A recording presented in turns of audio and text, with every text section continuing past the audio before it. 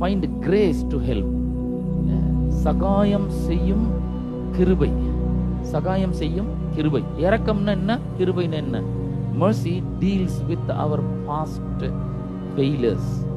இரக்கம் அப்படின்னு சொல்லும்போது கடந்த காலத்தில் நம்ம செஞ்ச எல்லாத்தையும் அவர் மன்னிக்கிறாரு, அதை ஒழிச்சு கட்டுறாரு நம்ம மேல. கடந்த காலத்தில் நம்ம செஞ்சதெல்லாம் பார்க்கும்பொழுது நமக்கு ஆக்கினை தீர்ப்பு, தண்டனை இதுதான் வரணும். ஆனா அதை கொடுக்காம இருக்கிறாரு, அதையெல்லாம் மன்னிக்கிறாரு. அதுதான் இரக்கம் செய்கிற வேலை. கிரேஸ் என்ன பண்ணுகிறது? கிருபை என்ன பண்ணுன்னா, grace gives strength for present challenges. அன்றாட வாழ்க்கையில் இன்றைக்கு நாம் சந்திக்கிற எல்லா சவால்களையும் ஜெயிப்பதற்கு கிருபை நமக்கு பலனை தருகிறதா இருக்கிறது. கிருபை பலனை தருகிறது.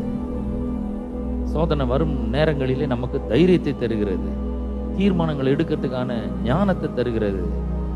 இந்த பாடுகள் நமக்கு கிறிஸ்துவின் நிமித்தமாக வரும் பாடுகள்ல நிலைத்திருக்கிறதுக்கு, விசுவாசத்தை விட்டுறாம நிலைத்திருக்கிறதுக்கு கிருபை நமக்கு பலனை தருகிறது.